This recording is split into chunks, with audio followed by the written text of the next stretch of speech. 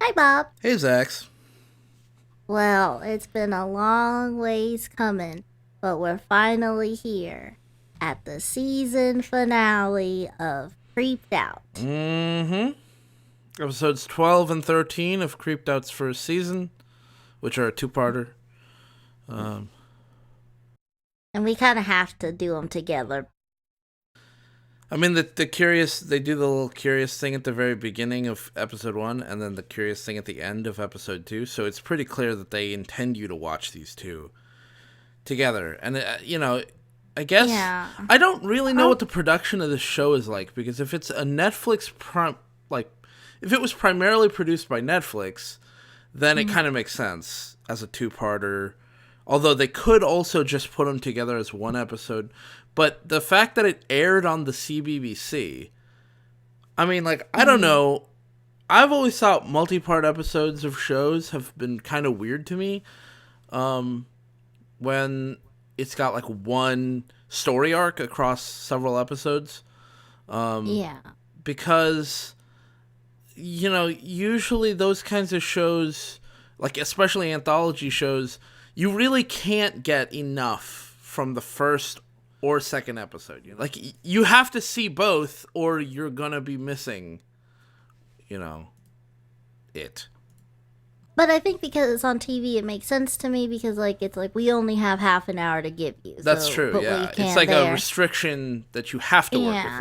within. But on Netflix, it's weird because on lots of shows, I think, on The Politician and stuff, their episodes will be whatever length they want them to be. On The Politician, one episode's 25 minutes, the next one could be 48 minutes. It just depends on what they felt like they wanted one episode to be. I find that kind of Um, frustrating though, because it is nice knowing, okay, I've got about 30 minutes to kill, and I want to mhm, watch one episode of something.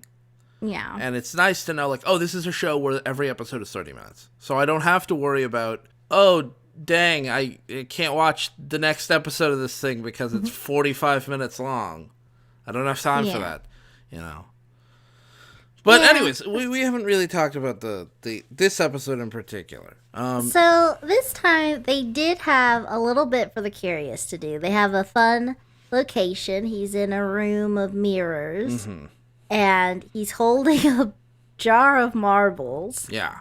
and he's kind of shaking them around and he dumps them out. And then what does the narrator say? The narrator says something about can you trust your memories? What if they were all fake? Something like that. And that's, Yeah. I think, maybe a little Um bit of a weird thing to yeah, say, they but all right. yeah. And knowing what we know now, it's a little on the nose, right? Yeah, a little bit. So normally the curious, you guys have been with us down Hang on. this road. There's a fairly sizable plot twist coming up in this episode. We're not going to spoil it until it happens during our right. We're not going to just be like, Yeah, "This is the plot." Okay, so we're I'm just there are some things saying. that make sense in retrospect, but I don't want to say them early. Right. Yeah, I'm just saying that usually the curious is really kind of. Well, vague and unrelated, really. But this here's the thing: if time, you look at the early episodes of the show, like the first two episodes of the show, it's actually mhm, pretty on point, and the curious is doing something related to the meat of the episode. And then mhm, if you look at the middle of the show, like the middle of the Netflix series, I don't know about in the order that they aired on TV, but mhm, in the middle of the Netflix series, there's a lot of them where it seemed like they didn't know what they were doing. So I have a feeling that they had an idea for the TV show they were going to do. They were like, okay, well, we definitely have Marty. That one we know we want to do. This one we know we want to do. The second episode. Kindlesticks, I think they knew what they wanted to do. Sideshow. mhm. This episode, I think they knew what they wanted to do. But there were a bunch of episodes in between where I think they came clearly in the second batch of ideas. And they are not Yeah, nearly as good. And they're not nearly as well put together. And more relevant to what we were just talking about, they're not nearly as connected. Like the narrator and the curious, that part is not nearly as well connected to the thing. And it really highlighted when we saw that episode where he's just standing around in a cave tapping it with a stick. Yeah, that was definitely one Like, of my that's the one that sticks in my favorite. head as, Yeah, what are you doing? Like, that's nothing. definitely. That's genuinely just not a thing. Yes. So on that note, we'll just leave the curious there. This time they had something for him to do, so good job, episode. In case the mirror room didn't tip you off, this episode takes place in a circus, like A traveling uh, circus. yeah, we were trying to figure out, like, is this like Barnum and Bailey days or what time period? Yeah, it's kind of hard to tell because like the cars that we see, which isn't that many, look older, but at times like you see the trailer and like not the trailer for the episode. I mean the trailer of a car, right? Like Yeah. something that an 18-wheeler would drop off, and it looks fairly modern. And I don't know if that was necessarily a thing of. I don't think that was supposed to be modern. I think it was just maybe a slight error. I think that if I had to describe the aesthetic, I would say it was more steampunk because things look really old. But at the same time, if someone whipped out a smartphone, I wouldn't have been bothered either. Yeah, it was a little So, weird in that way. yeah. Because it feels like they were trying to go for like an early, like turn of the century kind of thing, but there were like string lights up. Yeah, And it was. and string lights were invented in like the 1880s, but they weren't popular until quite a while later. And then, Yeah. they had cars, but they also had these photo booths that you could go into, and they would take a bunch of your photos. And I don't know if those existed that far back. I really don't know. So maybe Yeah. maybe it's like because the circus is kind of an antiquated thing. Maybe it's supposed to look a little bit old even for then, but it is set in the 50s or something. You know? Yeah. Like that wouldn't be completely crazy. Yeah. Anyways. So we can just jump into it. And one thing I think this is definitely probably the most well done episode. I think when we were watching it, we said that we for sure were on board with pretty much all the acting. Mhm. I only had a problem with one character, and that was still fine. Yeah, she was. She just was just the weakest player in the group, but she wasn't bad. Yeah. I mean, it was pretty obvious she was hired for other skills that she has. And those will become clear a little bit later. I don't mean that in a weird way. I mean, she genuinely was very skilled at the thing she was hired for. Just so we're clear again, this was a circus episode, people. So Yeah. that kind of Makes sense. that'll all yeah. So we open up and it's a show. It's the middle of the day and there's a bunch of people sitting and the ringmaster. We close up on his eye. He's On got his face, two colored eyes. And he's like, you gotta see to believe. But Well, it's then not- his eye goes to a normal color. Yeah, it's like his eye glows with like a magical thing. And I don't know necessarily that that's a good move for your opening shot for this episode, because usually these kinds of episodes you go in blind, you don't necessarily know who's going to be the magic, where the magic is going to come from. And in previous episodes, pretty much every time something magical or supernatural or sci-fi has happened, they've been the bad guy. So having the ringmaster look directly into the camera, not like in a bad way, just like that's the way they shot it, and his eye glowing kind of gives the game away a little early.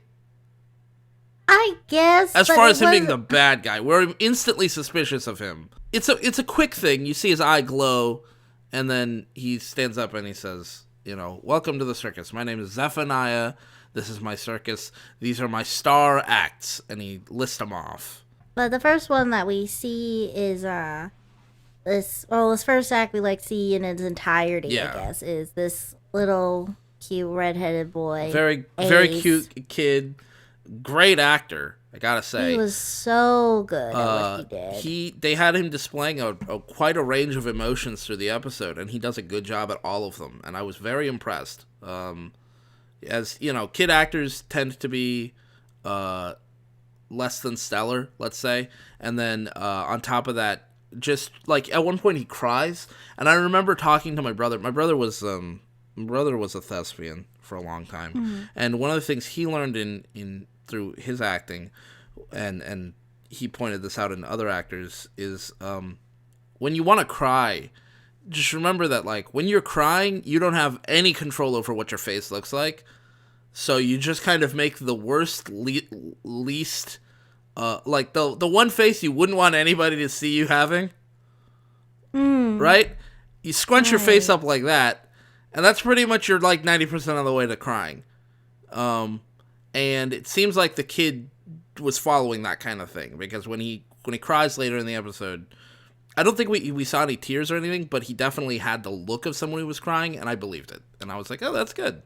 It's good acting. I definitely think that he's talented because with a lot of kid actors, there's sort of this, I mean, granted it's normal, but there's kind of this reservation they have, like either that they don't want to like fully put themselves out there, or they're trying to like look really pretty at all times, kind of thing. So it's like they're too, which is not like, I think, but this kid, he just jumped right into everything, and not like that he was hammy or anything, but like he wasn't worried about how it looked or anything. He was just playing the part, I think.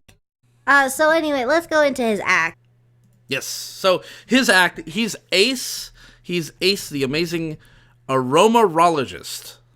And he can use his sense of smell to make to make predictions and guesses about people in the audience. And I don't remember what was the first one? Well, he looks at this guy and he's like, "So I've never met you, right? So there's no way that I would know that you keep your money in your left shoe." And then this is what was weird to me though. So there are these guys that I don't really remember if they had what their talent is. They're clowns. But they're clowns. Okay. Clowns. Well, they're clowns, but they also serve as like Zephaniah's lackeys. So get this, this one guy who's really gung ho the whole time. He's very devoted to Zephaniah. He's kind of Zephaniah's like lead lackey or lead henchman kind of deal. So this guy, Ace is just like, you keep your money in your left shoe, and this guy, the clown, comes, pushes this guy back down onto his seat, and lifts his leg and removes his shoe and takes the money out himself. I don't want it to... hang on. The way you're saying it makes it sound like it was a shakedown. It wasn't a shakedown.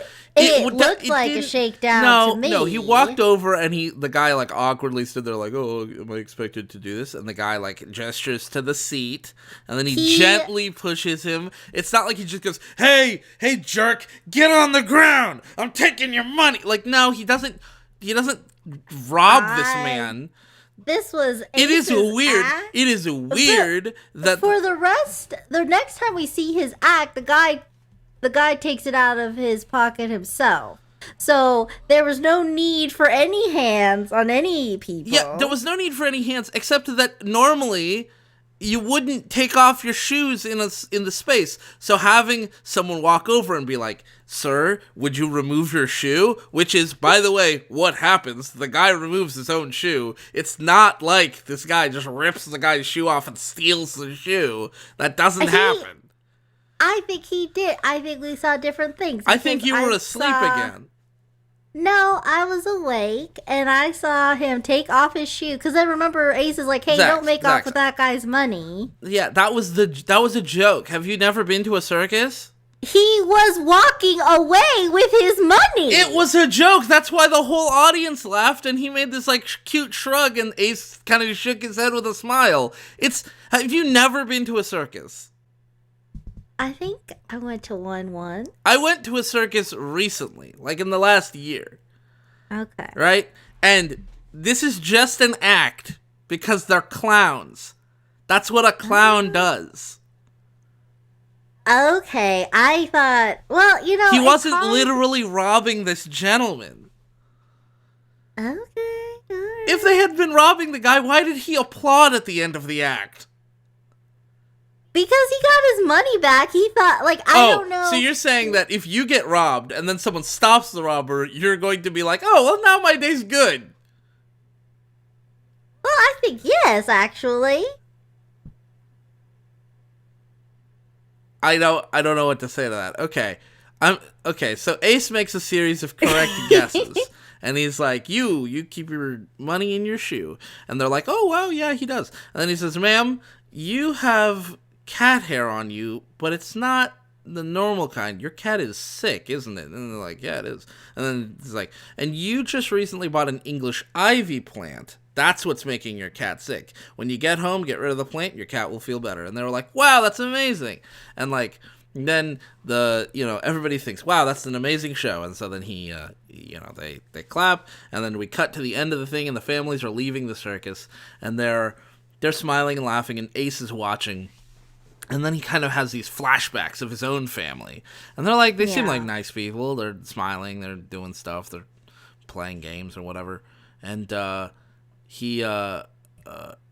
then Zephaniah, he's standing kind of close to the edge of the circus grounds, and you see there's this purple chalk, like light purple chalk circle around the entire circus.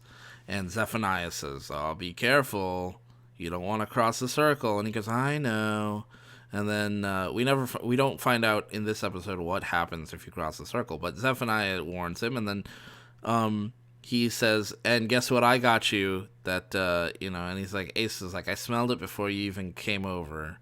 It was peanut brittle. And he's like, that's right. And he hands him some peanut brittle. And I'm like, peanut brittle's great. I don't think I've had peanut brittle before. What? I don't. It's like just a peanut butter cookie. Not even close. Okay, well, yes, I haven't had it. So then, do we meet New Girl yet, or is a little more happen? A little bit more happens. He goes to the photo booth. Right. And right. he opens up the side of it, and there's this section. There's this thing on the inside. It's labeled rejects, and that's a little bit weird because I know they're trying to communicate to the audience that these are the rejected photographs from the photo booth that the families didn't want. But it's a little bit weird that they've labeled the inside of the box rejects instead of showing us him going up to the front of it where it says like rejected photos, and then he'd open it and then he'd find a photo inside. But he digs through and he finds a couple photos that he likes, and he just takes them with him. And you don't know why he's taking these photos with him yet. But he closes the thing and he goes home, and then goes back to his trailer. And then you see he's adding them to like a little he has like a little hidden compartment in his trailer where he has a bunch of photos and of people that he's seen from different shows and stuff. And you're like, oh, geez, that's kind of creepy, but whatever. Yeah. And then I think at that point he gets like called by the rest of the performers, right? The rest of the crew. Yeah, so they all meet like and they gather around. It's kind of late at night, and they're like, why are we getting called this late at night? That's crazy. It's like, well, we could be having a new performer. It's like, from this little town? I don't think so. But it is. It is. Oh. And this girl wanders in, and we find out her name is Indigo. Yeah. Zephaniah introduces her. Yeah. And it's... so then, the lackey, the main one who took the guy's shoe off, that we disagree about his persona. This is something that I felt like it was showing. It was showing nothing. Well, here, can I just say my piece? Okay, and then I'll point out how you've totally misrepresented it. Okay, go ahead. Okay, so Zephaniah is like, this is Indigo. She's a pretty young girl, and like pretty much most of the circus performers are children, except the strongest man. Strongest man, basically. But anyway, one of the lackeys, he's like a 15-year-old boy. The girl looks like, I don't know, 12, 13 maybe. Something, yeah. He's like, I'll show her the ropes, starting with that barrier. And Zephaniah's like, hold your roll, buddy. But, like, that guy just seemed really eager to show her the ropes. As I predicted, I'm going to have to correct you. Because he doesn't say, I'll show her the ropes. He says, we better show her the ropes, starting with that barrier. He says that he'll do it though. No, I he think says you're wrong. no. He says we better show her the ropes. I think you should go before we continue. I think you should go back really quick and check because you're gonna feel real silly when I'm right. You're gonna feel really silly because nothing in the rest of the 2 episodes even comes close to that. So I wonder, which of us is misremembering? Maybe. I'm positive he says I'll show her the ropes. You just check. I'm going. I'll cut all this out. No, you keep it. I want them to know what a fraud you are. Fine. Okay. I'm screen sharing with you. Okay. Let's see where she's here. Oh. Yeah, all the clowns coming over. They're making fun of him. They call him Sniff Boy. Okay. They say he's late, which is kind of... He said, you know what I smell? Your lateness, which is a pretty lame line. Oh, yeah. Even for a clown. But okay. I will make one correction right now. The boys look a little older, so they might be like 18 or so. I don't know. I think 16, 17 maybe. Max. Okay. Anyways.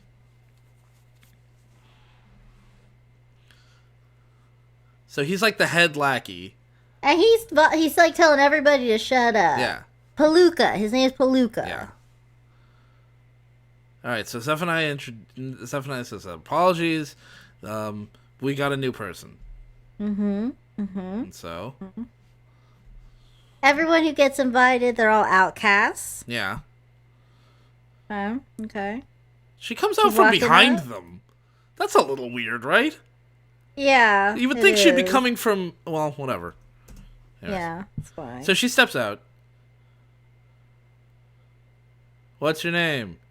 Indigo. Welcome, Indigo. He's looking her up and down. Everyone's looking at her. He looked her up and down. What? Go. Just keep going. Look, I saw it. No. Just because you see something doesn't make it true, because half the time you're lying. Look at Palooka. I'm looking at him. Okay, wait.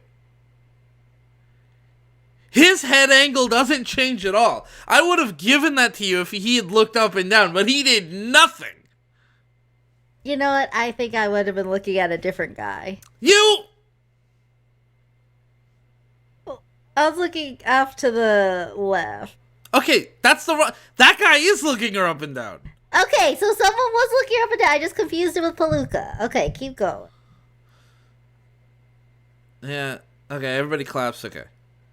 Here we go. See?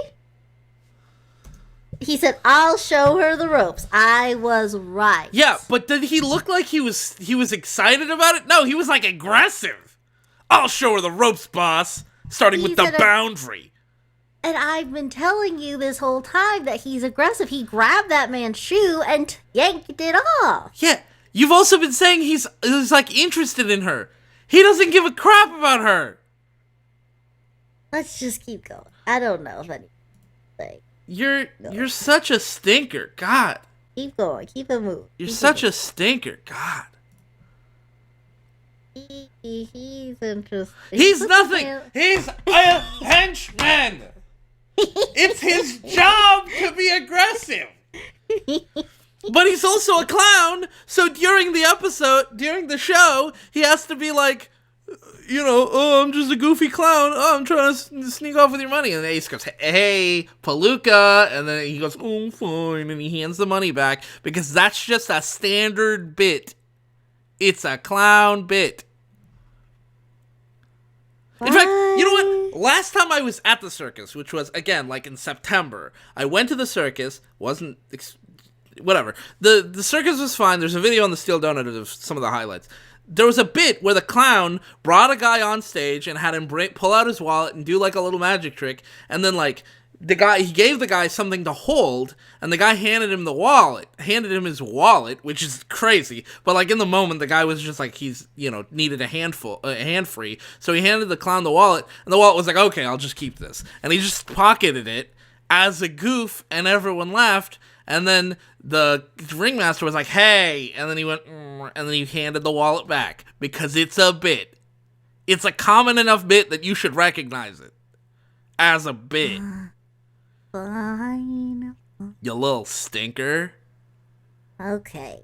So we meet Indigo, and Ace notices her, and he asks her, like, hey, where are you from? How'd you get here? What was the route you took? And, like, those are kind of, intense questions. Yeah, and everyone like, just hey. goes, Ace, you with your questions, well, forget about it. And then he just goes, fine, and he kind of wanders off. And he goes to bed, and he has dreams of his family. And he remembers this very nice family, flashbacks again. And you see him, he wakes up, and he's restlessly sleeping there. And then he wakes up, and he writes down and draws everything he can remember. And you actually see a glimpse of the notebook, and he's like a really talented, like, artist. Yeah. But that never really comes up, actually. It's not really important. Yeah. He's just good at drawing. But then he hears someone calling for help. Help! Help! You tell this part. I'm just going to do the helps in the background. Helps! Help! Help! So he goes to the Hall of Mirrors, and it turns out Indigo's gotten herself trapped, because, Hall of Mirrors with their corners and stuff. It's like a maze. And She's mirrors. like, You would think the mirrors would be more important than the corners.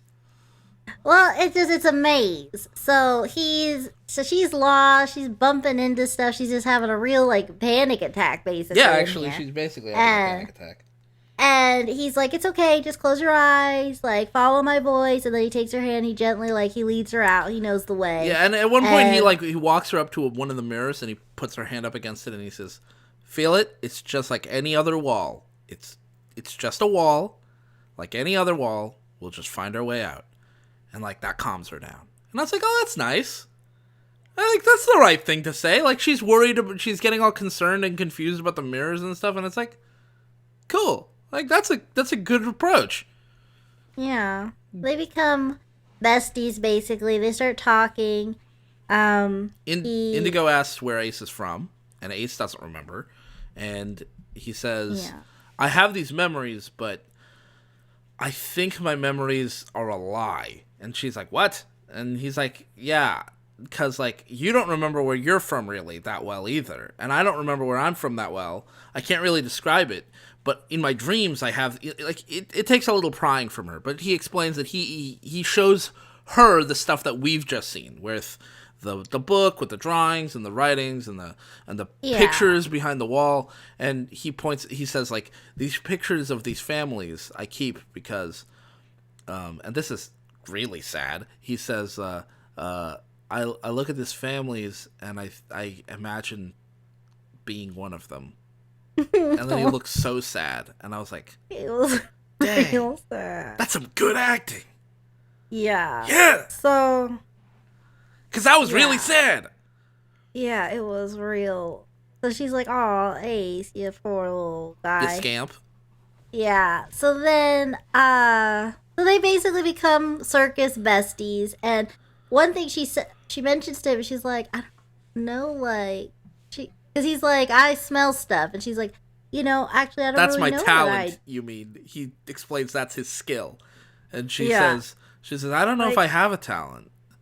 And then he says, like, "Oh no, you do. It's okay. Like none of us knew what our thing was until we were up there. Zephaniah wouldn't keep you here if you didn't have he wouldn't take you in if you didn't have a talent.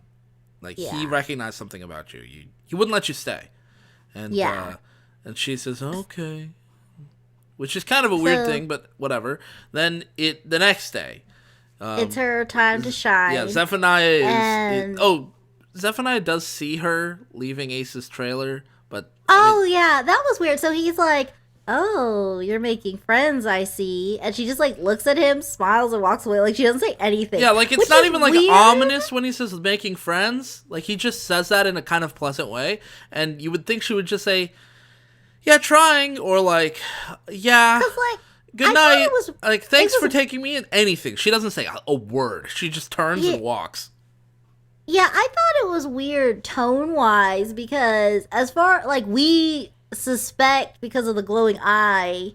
And he's got magic eyes. Like, we saw him do the barrier thing. We saw his Yeah, eye glow in we the beginning. suspect he's sinister based on our history with the show, not necessarily. Like, if this was the first episode I'd ever seen of the show, probably wouldn't have suspected he was sinister, except for the fact that I have a, kids shows generally don't make the owners of circuses out to be great guys. Yeah, but as far as her perspective, she's like an orphan or whatever. This guy took you in, and he's just like, hey, you do, like, you settling in okay, basically, is all he said. Yeah, right. He says something basically comforting, and she's just like, she says nothing, and she just walks off. I'm not even really sure weird. she smiles. Like, she sort of, she kind of like almost smiles. It's like the corners of her lips lift slightly. Yeah, and then she turns and walks away. That's the most reaction he gets from her. So then it's the next day, and he's introducing her, and he's like, our amazingly spectacular Indigo. But she's just standing there, and she's scared, and she doesn't do anything. And the audience immediately starts booing. Well, no, she's not even standing there. She doesn't come out initially. She has a lot of stage fright. She's standing off to the side, and the audience starts booing pretty much immediately because she doesn't come out, which is like, calm down. And then, audience. So then Jesus. And again, like, Zephaniah so far has been very sweet to this girl because he's basically like, hey, you guys, this is her first time out. So let's give a round of applause, really make her confident. Yeah, like, let's help her out a little bit. And then they listen. Their audiences, I guess, are just such sheep. So they start clapping, and then she needs a pep talk. She needs a pep talk from Ace. And Ace tells her, like, you're going to be great. Don't worry about it. I got your back. You're going to do great. And he pats her on the back. And I believe the night before, he'd handed her a drawing of a tree. Yeah. That he had done, which, again, the drawing looks really good. It's folded up and stuck into her sleeve. And so she's all confident now, and she puts on her mask. She has like a little mask that she puts on, and she steps out into the thing, and everybody claps. And so and I'm just gonna go over her thing. She's like got some sort of Cirque du Soleil metal hoop thing. Yeah, cause like she's got this big. It's like a picture like a metal hula hoop, but like you can fit inside it. Yeah, it's like a big ring, maybe 5 or 6 feet long. Yeah. So she across, I mean. Yeah, so she sort of stands in it and she drops it a few times, and everyone's like, "Oh my gosh, I paid to see this," and it's like, hold your horse. But then finally she like gets her groove, and it's like she like stands on it, like limbs spread, and like she rolls around town, and everyone loves her, and she's really great at that thing. It looks really pretty. I'm not knocking the skill set. I just have no idea, like, because she's not an acrobat. She is. It's a sear wheel. A sear. Yeah, I was just looking it up while you were talking. A sear, CYR, a sear wheel. Basically, you do acrobatics while you're inside the wheel. And she's really good at that, and it's pretty clear. I don't like, even though they put a mask on her, I'm pretty sure that is the actor from the episode who's doing that. Yeah, because it does look like her even under the mask, and I think that this is what we were talking about when I said she was probably hired for her skills rather than her acting ability. She's decent at acting. She's not bad at acting. She's not as good as the others, I think. But she's very good at this. At the serial act. Yeah. So after a show, everyone's like, "Man, you did so good," and like they're all sort of sitting around, like not actual campfire, but like they're just sitting around in the woods or whatever. Isn't there a campfire? And is there? I thought it was like the afternoon. I don't know. Whatever. They were sitting around. Oh yeah. You're right. They're just sitting around. There's some couches set up. Yeah, so they're all sitting around. They're just talking, shooting the breeze, what have you. And Ace brings up like the boundary again. And then he's like, "You ever think it's weird how like we don't remember anything really and whatnot?" And these two twin sisters are like, "Well, the barrier's just there to protect us, Ace. So like it's fine." Like they just really drank the Kool. Yeah. Yeah. They drank the Cool Whip. They just keep, like, everything they say, like, it's very clear. It's, like, whatever they've been conditioned to believe. Yeah. And that's basically all that happens there. They're talking about, Ace is talking to the twin girls, and he's challenging them, like, okay, do you remember how you got here? It's like, yeah, we told you 1,000,000 times. We got here by train. And they're like, okay, well, can you remember the train at all? Describe it in detail. Do you remember the family you left behind? Your aunts, your uncles, anybody? And they're like, well, I don't want to talk about this right now. And it's like, no, you can't remember because, and then Zephaniah steps up and he's like, Zephaniah just appears and he's like, you don't need to worry about your past because your family's right here. This is your family. And I'd like to tell everyone what Indigo's official circus name will be. She's going to be Indigo, the flying sprite. And everyone goes, yay, yay. Who cares? Yeah. And then after that, Ace goes back to his room and he sees, like, his door has been open, all his, like, family pictures have been exposed, and then he turns to the side and Zephaniah is right there. No, and he's like, no, you are skipping stuff. Okay, Ace goes back to his room and he sketches a water tower from his dreams. Oh, right, because Hercules is like, oh, wow. That's a pretty good water tower. It looks just like that one. And he points, and right outside, what do you know? The place they stopped, it's like the exact same water tower. And Ace goes, wait a minute. If this is the water tower from my dreams, and my dreams show my real family, then we must be pretty close to my real family. Yeah. And he goes to Zephaniah. No, he doesn't. He just goes home. He just goes back to his room. So he goes to his trailer, he walks inside, and he sees that his door's been open. Yeah, now his closet door and his, like, family photos are all out and exposed. And he's like, ooh, what's going on here? He turns to the side. There's Zephaniah, and he's like, hello, boy. And he's like reading through this kid's journal with all the drawings and the writings in it. And I'm like, oh, that's pretty sinister. Yeah. I don't think this might be such a good guy after all. Hang on, the guy with the magic eye might not be so good. Yeah. So then Ace, but he's not afraid. He's like, look, I know you took my memories from me. I know my family is here. I want to go find them. I demand it. So then he's and I was like, again, this was another moment where I was like, a bad child actor would have made those lines seem real annoying, real whiny. And he didn't make it seem whiny. He was a kid standing his ground on principle. Yeah. And I was like, that's cool. Because, like, kid, when a kid is serious about something, yeah, it's usually kind of cute. But, like, it's also, like, when they're genuinely mad, it's not that cute. It usually just looks like they're mad. And you don't, they look like a little adult who's mad. And this kid did a good job playing that. Yeah. Kyle Breitkoff is his name. Mm. So he did good, and he looks angry, and he says, "Take me to my real family. I don't believe you." And Zephaniah's like, "I can't do that." He's like, "No, you have to take me there. I have to." And he's like, "Okay, but I hope things go the way you want them to." Kind of ominously, and that's where the episode ends. And I gotta say, that's a really lousy place for the episode to end. Because, this is kind of just, like, what happens with two-part, where it's just a lot of setup to reach the conclusion or whatever. Yeah. And, we set up the world and whatnot.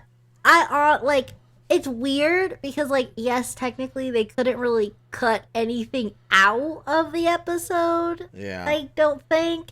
And it'd be weird because, they don't have a lot.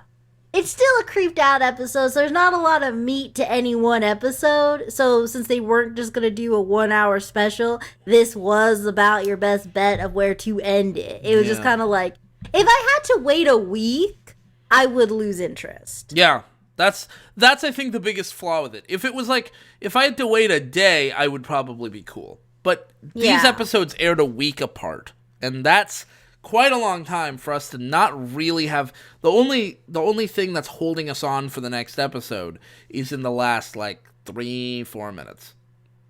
Yeah. We have a so, lot of like, questions, but not interesting questions.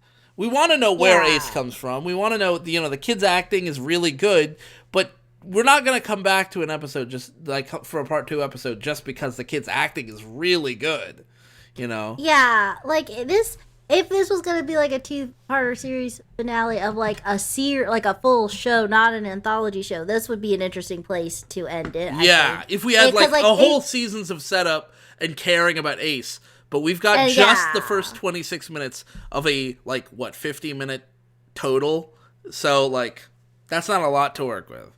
and that's just kind of the problem with anthology shows. You need to just kind of pack them all up in one little snack. So next episode starts. We don't get a Curious right now. We'll see him again at the end. Thank God. And everybody is like gathered in the front, and they're like the twin sisters or like everybody meaning the performers, right? Yeah, all the circus fam. Yeah. They're all like basically they're just wishing Ace good luck. The twin sisters are like, we think you're making a dumb choice, but we hope like for the best. Like, and they say it in unison. Yeah. Like all of that, and it's like I'm pretty sure, like, you see the camera kind of cut in during that, and I'm sure they had, like, 10, 15 takes of them doing it and making sure they got it right. Then again, they are twins, so they probably asked to do that a lot on acting gigs. Like, simultaneously talk, so they're probably pretty good at it now. Yeah. I didn't mean to make it sound like a diss on them, the 10, 15 takes. That's a bad estimate. It was probably only, like, 2 or 3. Okay. So then I wish you could have been that nice to Alex Pettiford. Why would I be not nice to Alex Pettiford? Why? Give me one reason to be that nice to Alex Pettiford. I told you I don't mind that he's got money. Yeah, I'm glad he's able to, I don't know if he has a family, but feed his family, feed himself, he must live comfortably. I'm glad. I just hate his acting. He's a bad actor. All right, I'm sorry I brought it. He should be a model. It's nice. For Geometry Magazine, where his timorous trapezoid face and his trapezoid body can live in harmony with the other trapezoid people. All right. So Zephaniah, he uses his magic eye and he clears a little bit of the way for the barrier so that Ace can step through, and then he takes this purple eye. He's got a bunch of different colored eyes. Yeah. This one is purple, and he finishes and it reforms the chalk line, so now they can't leave. Yeah, so it's clear different parts of his magic seem to be connected to different parts of the eye colors. Colors, yeah, and he's got like a box of glass eyes because he's got his left eye's glass. Yeah. So then they get in the car, they're driving. He's like, we've been driving in circles. I don't think you know where we're going. But then, and he's about to just be like, let's just head back. Let's call it a day. Sorry, Ace. I'm sorry we couldn't find it. But then Ace is like, wait, no, that house. Let's go there. That's it. And he's like real happy. He's all excited and he can't wait to get out of the car. Mm-hmm. So they park and, he runs it through the doors and he sees the woman from his dreams that he believes to be the woman his mother. From his dreams. It's his mom. It's his mother. Yeah, and then she's like, "Oh, hello." And he says, "Mom," and she goes, "Huh?"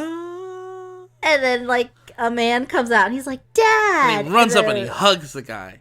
And he's like, what? And the mom turns to him and says, like, I think he's confused.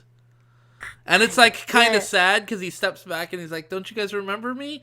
And like the son and the daughter step out, and the daughter has like really red hair, just like Ace, and she's just like, who is this? And I'm like, oof, that would hurt so bad. Oh, God. Because these are, like, literally the people from his dream. They're not even a little bit different. I think they're dressed the same, even. But he's looking at them, and they don't recognize him. And he looks kind of crestfallen. And Zephaniah steps up, and he says, I'm sorry. He's a little confused. He was really hoping this would be what he believed would be true. And they're like, oh. And I'm like, That's a That's so weird thing to say.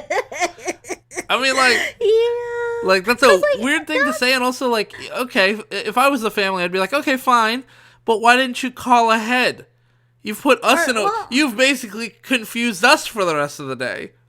Yeah, because it's also weird too because he says like, "Oh no, I'm so sorry." He's a foundling. So at that point, I'm like, okay, so like you just let this orphan kid was like, "Hey, I think the people in my house are my real family." Okay, let's go see. Are you just going down doors, knocking to be like, "Do you love me yet?" Is that what the word foundling means? That was the. I mean, I googled it just now. An infant that has been abandoned by its parents and is discovered and cared for by others. Yeah. So I'd never heard the term before, but yeah, I mean, I got from context. Yeah, foundling must have meant orphan of some kind. I just never heard the term before. Yeah. So, poor Ace, he didn't get his family today, so he's back to the circus he goes. And, he grabs his briefcase again and he heads back, and it's very cute, but also sad. And he gets and home and he cries in this trailer. Oh, he also rips up, like, his family pictures, his wall, his stuff. Yeah, he doesn't destroy, like, the journal, but I think just because they didn't want to show, like, a montage of 10 minutes of him just destroying stuff, because there's a lot of stuff. He tears up some photos, and then he just sits there and cries, and once again, I have to say, very good acting on this. I mean, I can't stress this enough. If you want to see an example of good child acting for somebody who says child actors are always bad, this is, like, the exception. This kid. Because usually child actors are pretty bad, and Kyle Brykoff was very good in this episode. Yeah, we're gonna keep an eye on him. I won't, but okay. I thought we were gonna be his new fans and follow his career. I mean, if I see him. Okay, well, that kind of deflated things a little bit, but I'm gonna keep it moving. So Indigo comes in and she sees he's distressed. And she's like, hey, you know, you can't give up yet. Which is weird that she's so gung-ho about all this. She doesn't really know. She's been here like 2 days, but fine. So she's like, hey, you can't give up. And he's like, yes, I can. It's useless. They were just dreams. They were lies. This is all I have. And she's like, oh, Ace, I'm fed up with this world. Yeah. So she's like, oh, man, you're bumming me out. So then she sneaks out. She leaves his room. She says something before she sneaks out. She says something, and I don't remember the exact phrase, but she says something like, we can always find the truth if we know where to look, or something like that, right? Oh, yeah, she does say something about, like, knowing where to look. And then she leaves, and then Zephaniah's there again, and he's like, oh, look at, he says, have you caused enough trouble? Which is like... And he takes her, the picture that Ace gave her. He takes it, he unfolds it. No. And opens it up, and then he folds it back. This is different. Did that already happen? No, that hasn't happened yet. Oh, man. He just says, haven't you caused enough trouble? And then he goes inside. Oh, okay. And then she's like, and now I know just where to look. Yeah, I mean, she repeats the phrase. She doesn't say it like that because that would have been dumb, right? You wouldn't have. Yeah. That would have been a bad way to. I'm glad you're not writing the episode. Is my point. Thanks. So the next day, So now it's circus time, and everybody's performing. Ace is up, and he's having a real bad go of it. He's usually, he's cute and he's happy and he's sniffing around, but he's using just so heartbroken. His little nose, his little schnoz, and for some reason he's so heartbroken that all his predictions are coming false. And by that I mean he's still kind of like pretty close, but like nobody's impressed. And it's like it's kind of weird because he says like, "Sir, you keep your photo of your wife in your left breast pocket." And then the guy goes like, "No, I don't have anything." And then the guy, he goes, "Oh, I'm sorry, it was you, sir, the guy next to you." And like, I think at that point you can probably, if you're confident enough, play it like that was a goof the whole time, right? Yeah. Like sometimes magicians do that, where they're like, pull out the card in your pocket. What is it? It's like, oh, this isn't my card. It's like, yes, but did you check in your wallet? And then they look in their wallet, and yeah, there it is. That kind of thing. But then that guy takes a picture out, and it's like... It's not his wife, and it's like, oh, I'm sorry, it was your daughter. And nobody claps. And I'm like, you knew the dude had a picture in his wallet. That's already in his left breast pocket. That's pretty impressive on its own. But this just raises the question to me: what does a picture of me smell like compared to a picture of my mom? Like a picture's a picture. So he's slacking on the job, and Indigo's like, man, I can't see any more of this. So she bails. She sneaks into Zephaniah's trailer. He's got his... Keep in mind, she's bailing during the middle of the show. So, like, she's presumably going to be called up at some point and not going to make an appearance. Right. Or maybe she already went up. We don't know. We don't know. Because, whatever. So she goes into to Zephaniah's tent, and he has the glass eyes are just there. She opens them, and she looks at all of them, and she's like, whoa, this is what he's doing to us. Like, she finds something out. It doesn't really explain anything. She just looks at him and goes, oh, this is some kind of weird thing. And then he catches her. Zephaniah's in there, and he goes, he says, I did give you false memories, and... that the power that's giving you false memories is in the glass eye that I'm wearing. And she's like, I'll tell everyone. And then he pulls out one of the eyes from the thing and waves it in front of her. And he says, no, you won't. And sure enough, she can no longer speak. And I think this might be the low point in her acting, because it's very difficult to act like you can't speak. And it just doesn't. It never looks right. I don't think I've ever seen an actor pull it off correctly. Yeah. Like, it always looks overacted. Yeah. So then here's the penalty for... betrayal. Yeah. So everyone gathers around, and she has to cross the barrier. And she still can't speak. We haven't seen anyone doing that, and everyone's freaking out. They're like, no, like, we don't want her to go. We like her. Like, give her another chance. Come on. And Ace is like, please don't do this. And she's like waving to them like, no, just like, don't stop fighting. And he's like, if you guys all want to fight me on this, then I'll have to punish all of you too. You don't want that, do you? So she hugs Ace really quick, and she slips him something, and then she's like, don't cry for me, Argentina. Peace. Oh, jeez. This time I forgot something. What? So we could just keep going. I know. I was just gonna say I think you might have been right about the drawing. That he finds the drawing on her. Because now I'm thinking about it. I don't know when else it would have happened. Because he does find the drawing on her, but I don't know when it is. It's not that important, though. I was just going to say he was poor folding technique. So anyway. Oh, yeah, his folding technique is horrible. Yeah, but it doesn't matter.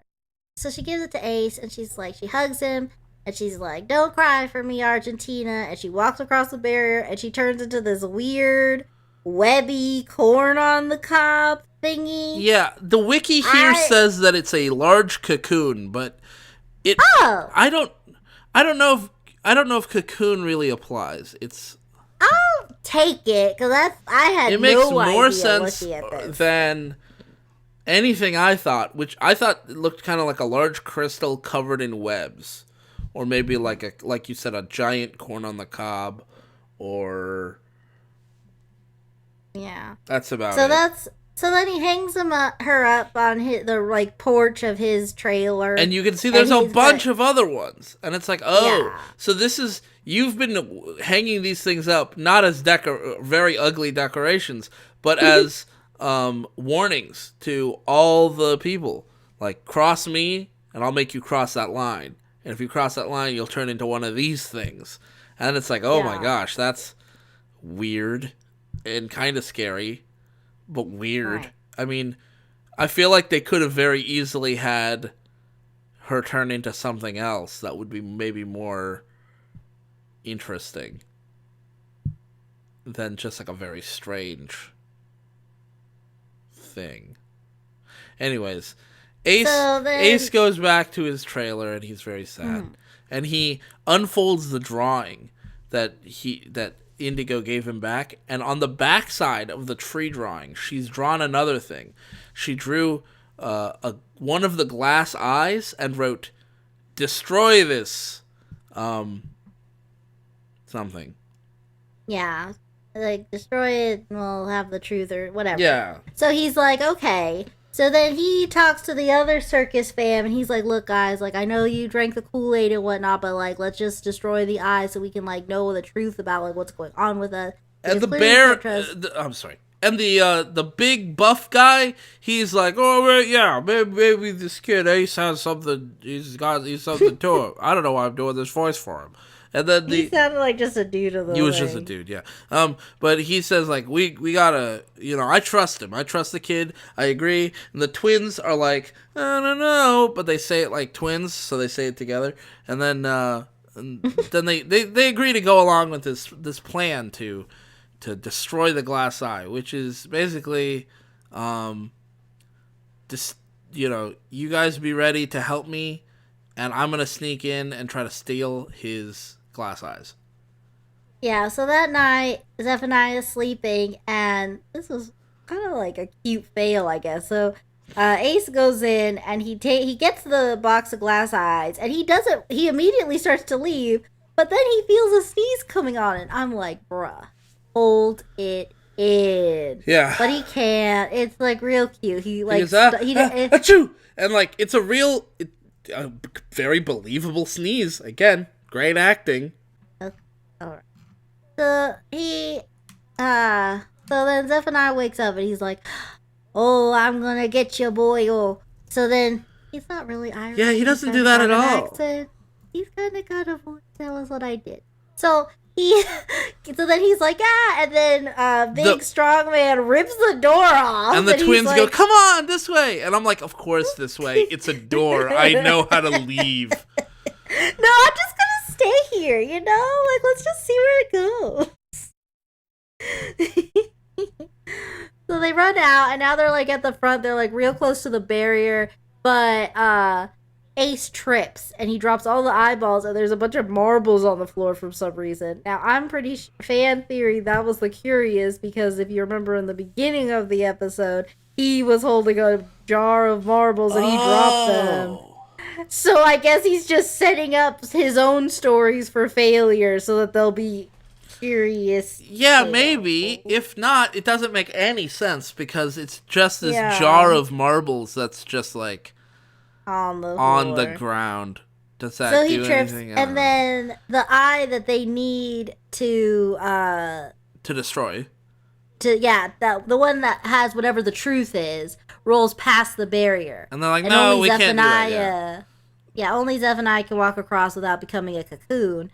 So he's like, haha, what you gonna do now? But then one of the eyes, because it still has a bunch of eyes that do other magical things, and one of the eyes is purple for the purple, and that's the same color as the barrier. So I don't know why they had the whole marbles spilling thing, because, like, I thought it was going to be a thing where he had to look, like, oh no, which ones are the eyes, which ones are the marbles? And they do that for, like, a second, and then they just give up on that. Because after that, he kind of just knows where all the marbles are and where all the eyes are. Because there's the eye that he's looking for, the one that keeps the memories sealed away or whatever. It's rolled across the barrier, so he can't reach it. And Zephaniah is standing there, and he's like, I'm going to punish you. You can't cross the barrier.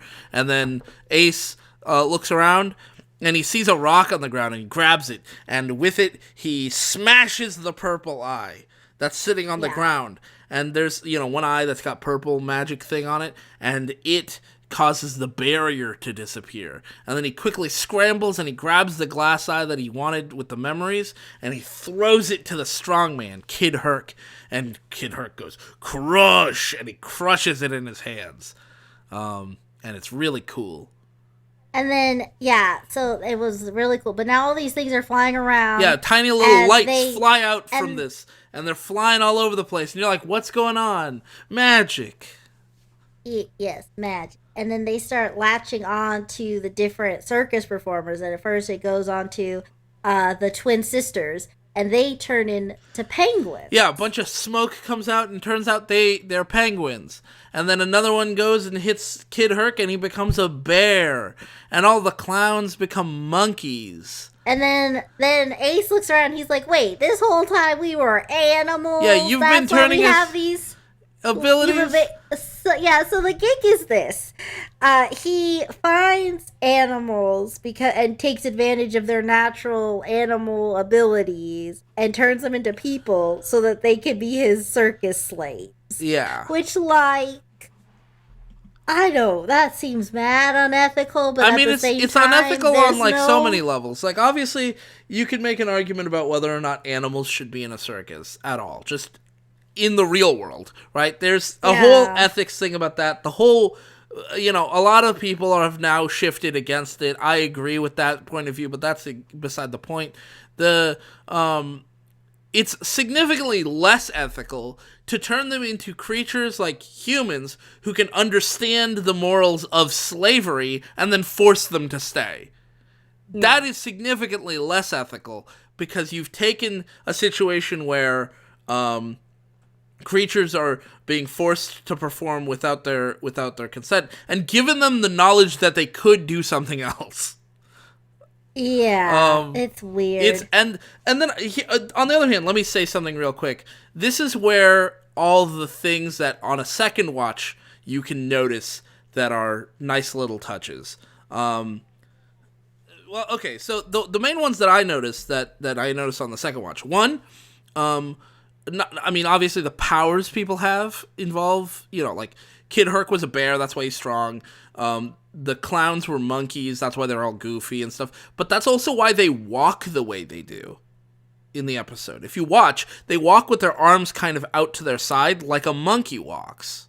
And that's a thing that only becomes, like, I think the first time I saw the episode, I just thought, man, these kids are weird or bad at acting. But like, it's clearly an intentional choice. Okay, yeah.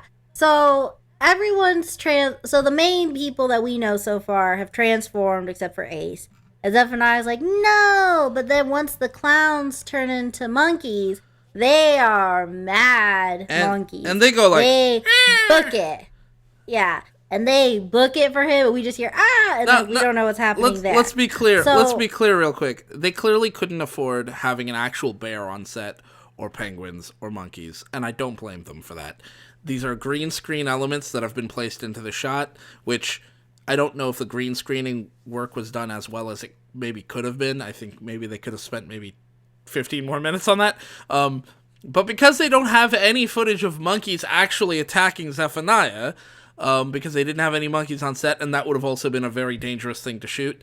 Instead, you hear the monkeys making angry noises, and he says, no, please, and then you hear sounds of him being dragged away, but the footage is just of Ace's face as he just watches it happen. So it's all off screen, and that's the last we see of Zephaniah. And I think that's kind of, I feel like it would have been better if he just ran away. So, yeah, so then Ace grabs a jar, and he empties it out, and then there's one's coming for him, so we get to see what animal he really is. And he catches it really quick. Before it can hit him. Yeah, before it can hit him. So it's in the jar now, and he runs. He's like, Indigo. So he grabs her cocoon, and he lays her down on a table, and he's like, man, I'm sorry, Indigo, when nothing happens. Yeah, so he's waiting for, like, one of these little magic fireflies to touch the cocoon, and nothing happens. And he's like, dang it. And he walks away. Yeah, but then the second he turns around, then, of course, the magic decides to work. So then she transforms back into human Indigo. And she's like, bye. And then... Yeah, she says, bye, Ace. And it's like, how do you know that you're about to turn back?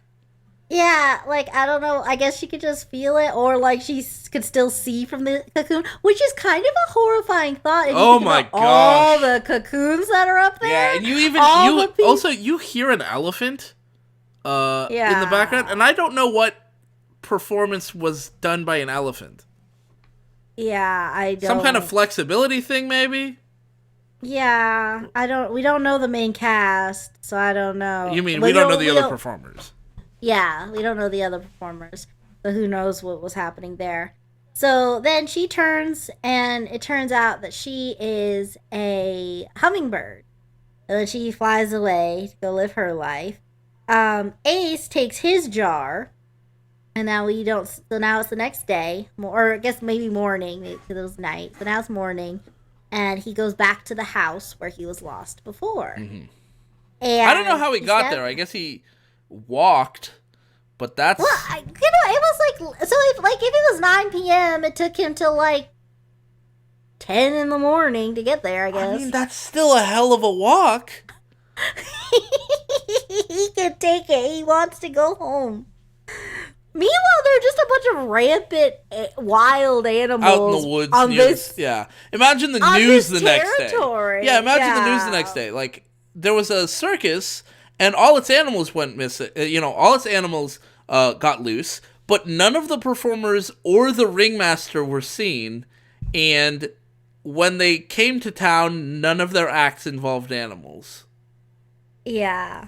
So then, so he goes in there, and now they're on the porch, and they're playing like family bingo or something. They were playing Go Fish. Imagine going outside onto the porch and playing Go Fish with your family. So then, Ugh. but they don't notice this kid from before coming back in. But whatever. So he opens a jar, and the and little he comes out, goes, whoosh, hits him in the chest. And he transforms, and it turns out the reason he could smell so good was because he was a pupper. Yeah, he was a dog. He was Ace, their dog. And they all see, they're like, Ace is back! And they run over, they hug him, and they're back together. And the jar just disappears. I was expecting it to fall to the ground, but it just, I guess, gets absorbed into him. He's part jar now. But the camera pans over, and we see a lost poster on one of the lampposts, and it's for Ace, the dog, and it's like a picture of the dog that just was there, and they describe the dog a little bit. It doesn't matter. Anyways, then we get the epilogue of the whole series and the epilogue of the episode, and it's the last time the narrator of this series will say I guess of the whole season. I've been watching too much British TV. But the Curious picks up one of the glass eyes from the ground that's still left there, and he, I assume, puts it in his pocket or something. I don't know. I wasn't paying attention. Right. And the narrator's like, do you have a talent?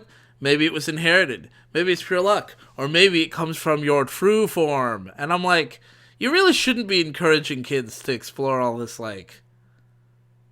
Other kid nonsense. Yeah, right? Like, that's a little bit weird. Yeah. I mean...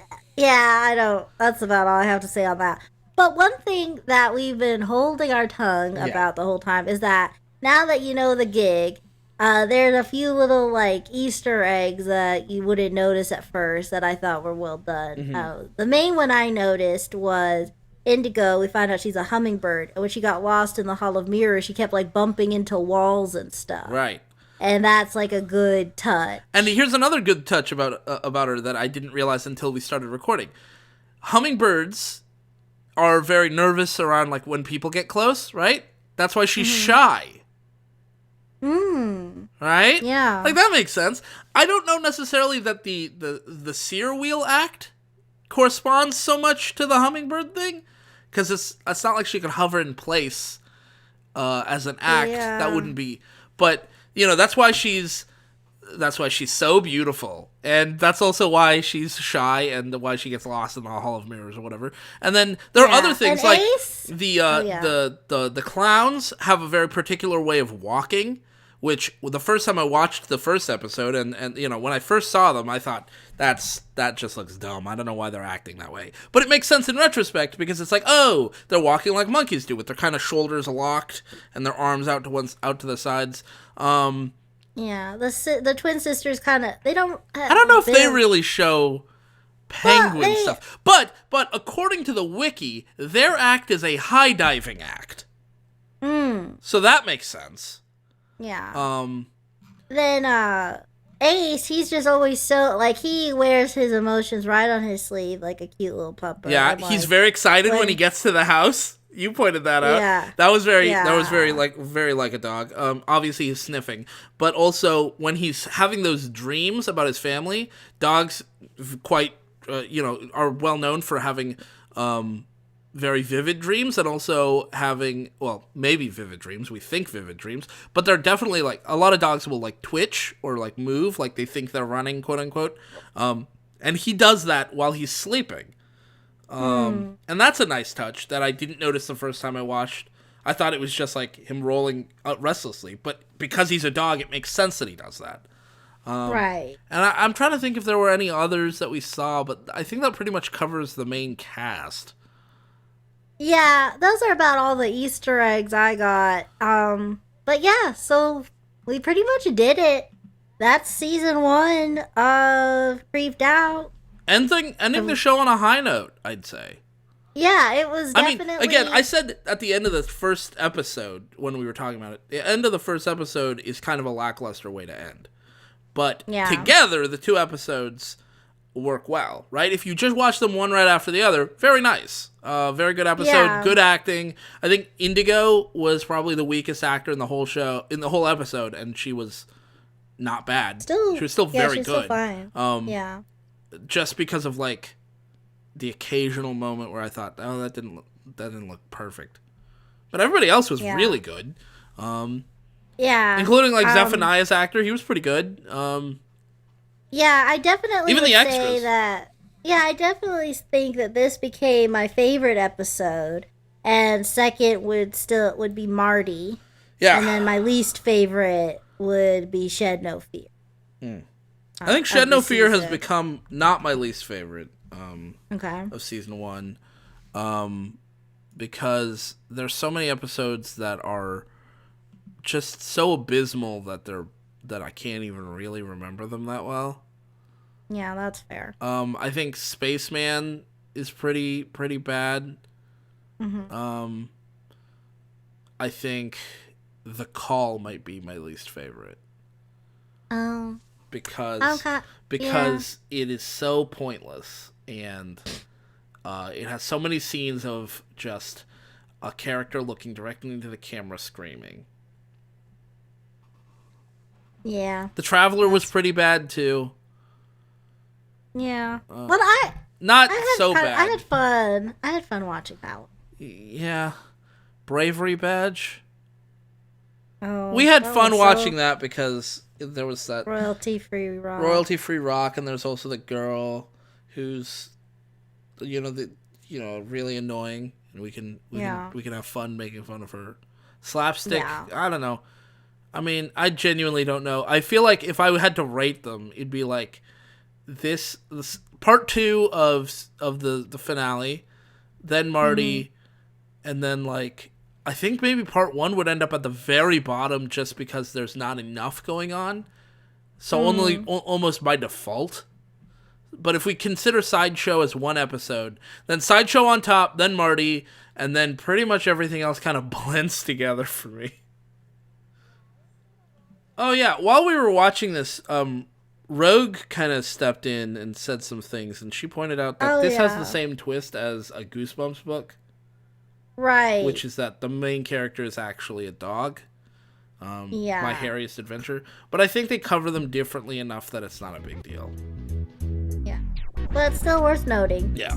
So, you did good. You survived. You lost your soul for a few episodes. Are you talking about me?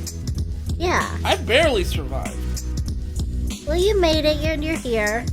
And thank you for that. And thank you guys out there for listening. And please remember to comment, like, and subscribe because we all need friends. Okay, bye.